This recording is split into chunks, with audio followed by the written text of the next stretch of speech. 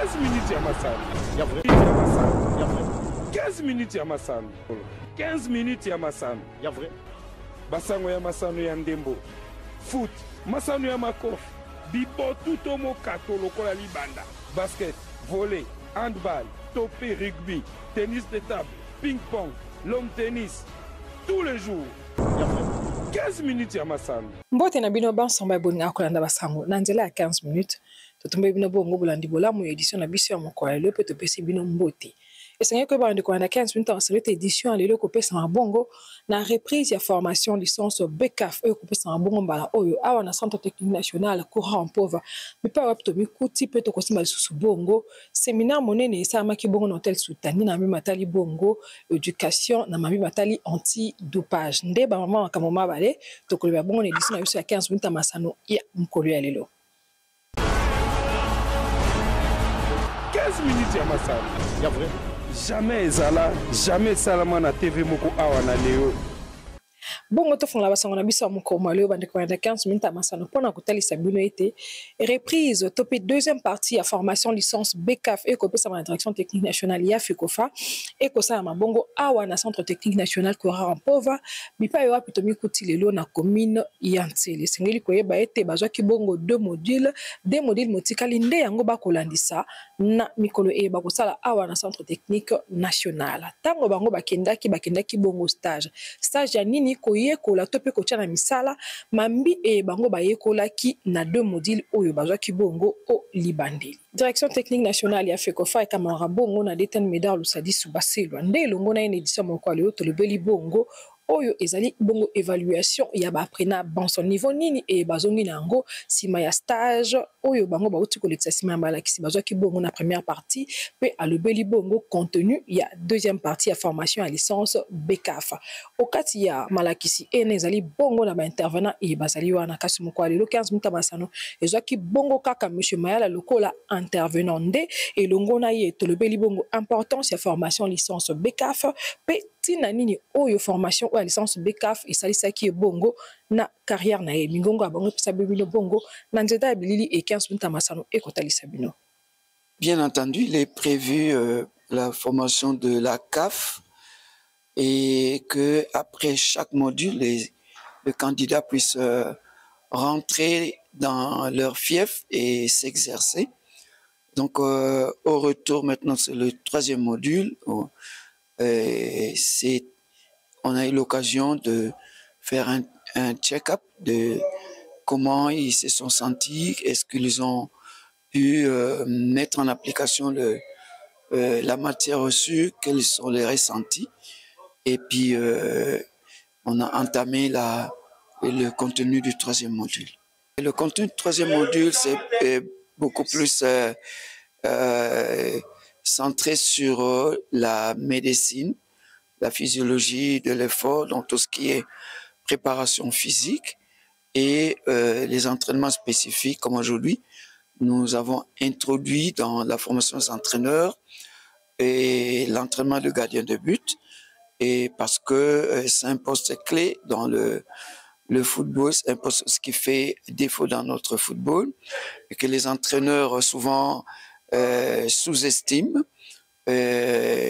On confie l'entraînement de gardien de but à Monsieur Tout-le-Monde et le contenu de l'entraînement, la programmation des entraînements de gardien de but ne sont pas prévus dans la planification de l'entraîneur.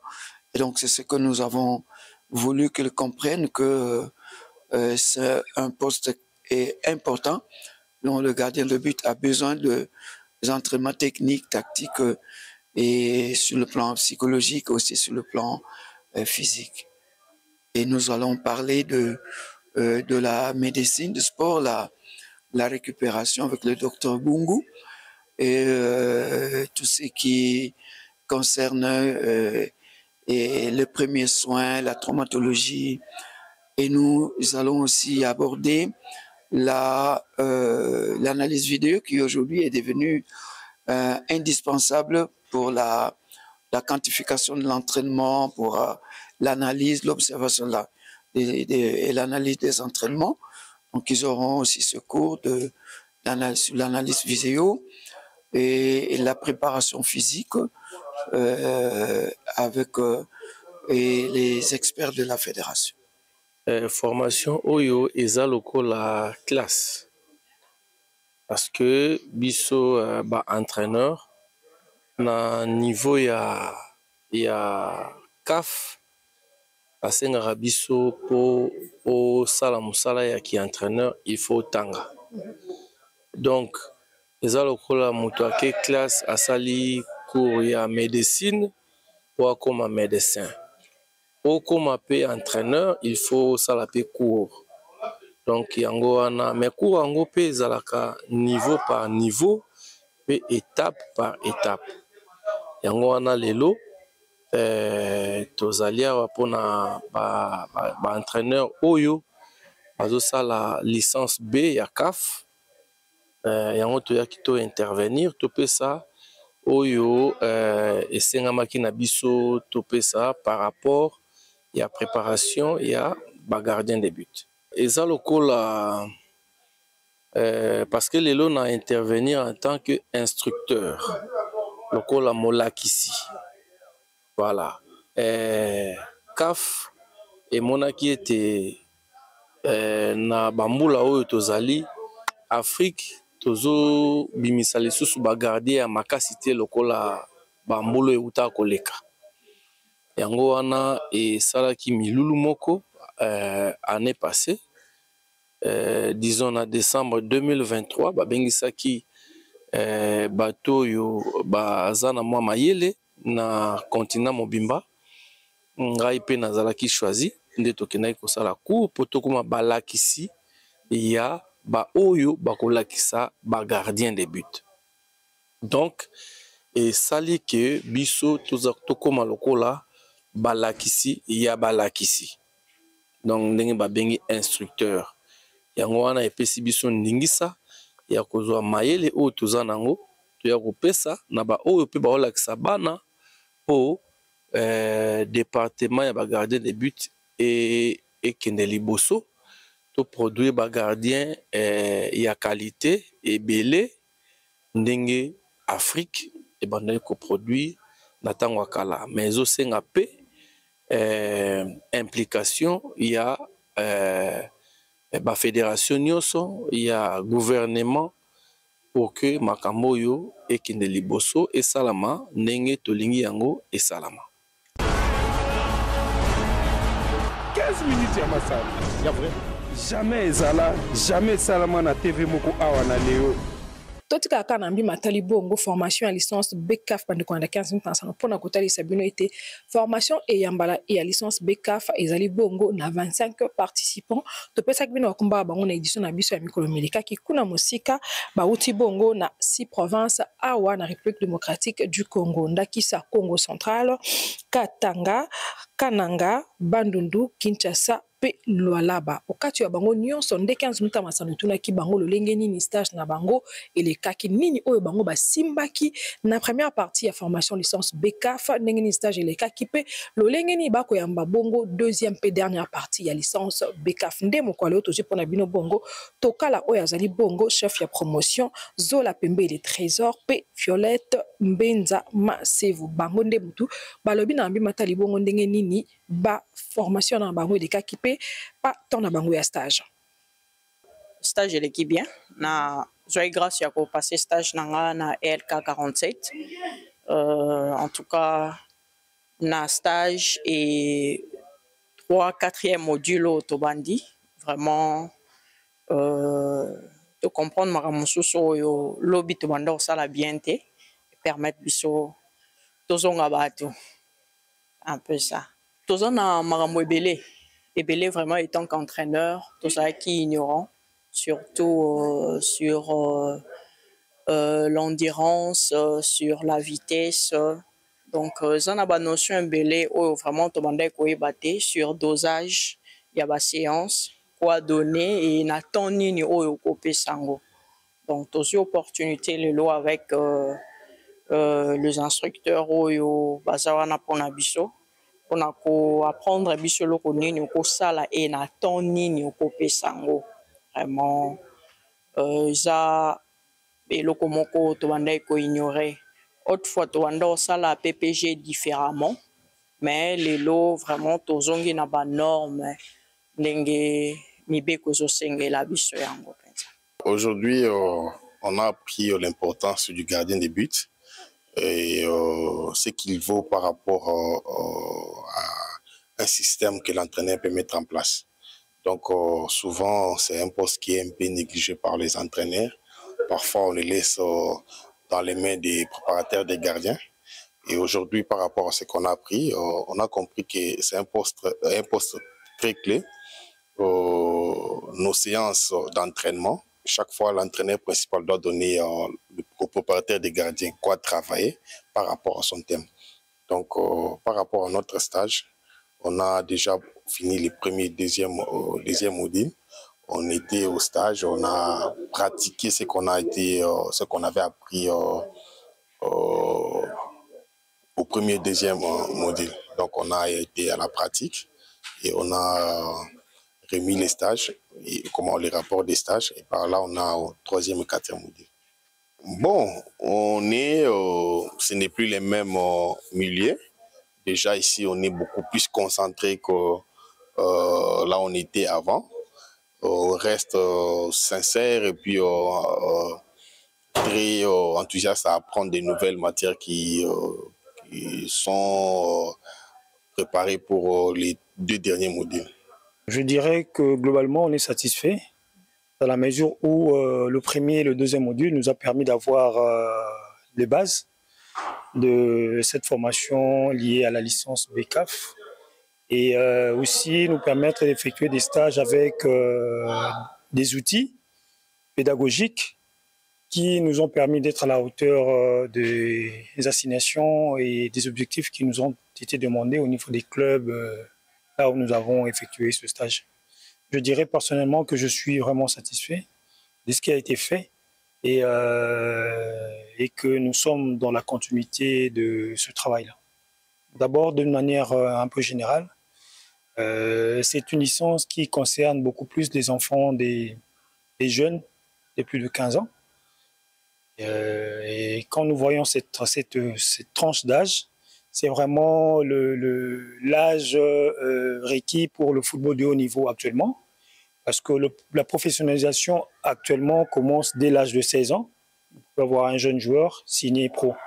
Alors avec cette formation, nous avons vraiment acquis les bases solides, si je peux dire ainsi, pour prétendre à former des futurs joueurs de haut niveau. Étant dans un championnat avec un statut amateur, mais nous pensons avoir déjà les fondamentaux, comme je dis, les soubassements nécessaires pour former des futurs joueurs pour demain, qui représenteront valablement le football congolais à l'échelle nationale. 15 minutes ya masala. Ya vrai. Jamais ezala, jamais salama na TV moko awa na leo. Toti kamambi matali bongo bande kolandi formation à licence BCAF poto belas kamambi matali bongo antidopage esengeli koyeba ete Hôtel Sultani na commune ya Gombe yambaki bongo o moko mambali ya poso etozali topé mardi 15 juillet 2025 séminaire sur éducation antidopage nde yango esalamaki bongo na Hôtel Sultani esengeli koyeba ete mbaso wana malengelamaki bongo na comité national antidopage congolais Sénac na mokuse o ekambamaka bongo na docteur René Ngiebe ye kaka nde moto apesaki bongo maloba ya bofungwami sima ya maloba ya bofungwami alobelaki bongo mabi matali rôle ya Sénac na mabi matali bongo anti-dopage pe alobelaki lutte contre dopage oyo esalamaka bongo pe landamaka bongo na agence mondiale anti-dopage ama na mokuse esengeli koyeba ete programme ezali bongo kolengela ba campagne na but ya kolite contre dopage pona kosauver bongo via baathlète pote dopage ezali bongo koma via baathlète banson ndakisa mingi lolenge boko mwana bilili bakufa kaka na mbi ya kozwa ba substance ya makasi pona kobakisa bongo bopikiliki wa nzoto ya bango pona kozala bongo na performance koleka baninga nde na yango Sénac e kolite bongo na mbi matali dopage. Esengeli koyeba ete bandeko na 15 minutes amasano rôle ya comité national antidopage congolais Sénac na mokuse ezali bongo ko promouvoir, ko coordonner pe ko surveiller na niveau national lutte contre dopage na République démocratique du Congo na nzela ya programme national antidopage PNA. Nde toyebisaki no libandeli ete programme wana ezali bongo ko prévoir ba campagne na biti ya kolite pona mambi matali bongo dopage pona ko sauver bomo ya ba athlète awa na RDC sala makape parti na moki mobimba pona ko sauver bongo vie ya ba union so bazali na kati ya sport en général. Ezalaki bongo par ya Dr Enengiebe o azali bongo président ya comité national antidopage congolais Sénac na Mokusi. 15 minutes ya masano. Ya vrai. Jamais ezala, jamais salama na TV moko awa na leo. Tokomi na suka édition na biso moko malelo bandeko na 15 minutes masano. Tokota sa mno édition de l'EPSama ki bongo na reprise ya formation à entraîneur licence BCAF o mbala oyo ko sama bongo na centre technique national Kora Rampova to le bela ke lisusu bongo séminaire sur éducation antidopage. Pona kota sa minute dopage ezali bongo ko bebisa bomo ya batlet dopage ezali bongo ko buma ya solo basango kitoko pe ya solo bozwaka yango kaka na nzela ya 15 minutes ya masano pour 15 minutes ya masano eza ya solo pe eza ya vrai to kutani mbala ya sima kaka pona basango ya solo ya vrai na matali bongo 15 minutes ya masano bozana posa ba misala na biso bozana besoin ba service na biso émission ezali numéro ezali bongo na ba ya écran na bino bomona kana bo benga pe 15 minutes ya masano ko sala bino mosala ya kitoko kaka lolenge bozali komona rendez-vous to pesi bino na poste mozali ko ya pona championnat de jeunes o esala makabongo na congé nyonso to pe na suka kelasi banso championnat wana ya kabongo pona botomba mitope ko Paris relève ya football awa na RDC ba joueur eli bozali komona lelo na kata ba le par U23 U20 lokola ba Faverdi Bongeli lokola ba Ibrahim Matobo bango ba uti bongo na championnat et ya ba jeune to pesi bino rendez-vous ya championnat wana semaine prochaine oyo e ko sala mabongo na nzia Ligue nationale football de jeunes e ka mwana mwana mboka Zefir Kaninda ya bino ndeko Christian Balunda to kutani mbala ya sima kaka na nzela 15 temps basango pona basano ya vrai pe ya solo 15 minutes ya masano. Ya vrai. 15 minutes ya masano. 15 minutes ya masano. Ya vrai. Basango ya masano ya ndembo. Foot. Masano ya makof. Bibo tuto mo kato lokola libanda. Basket. Volley. Handball. Topé rugby. Tennis de table. Ping-pong. Long tennis. Tous les jours. Ya vrai. 15 minutes ya masano.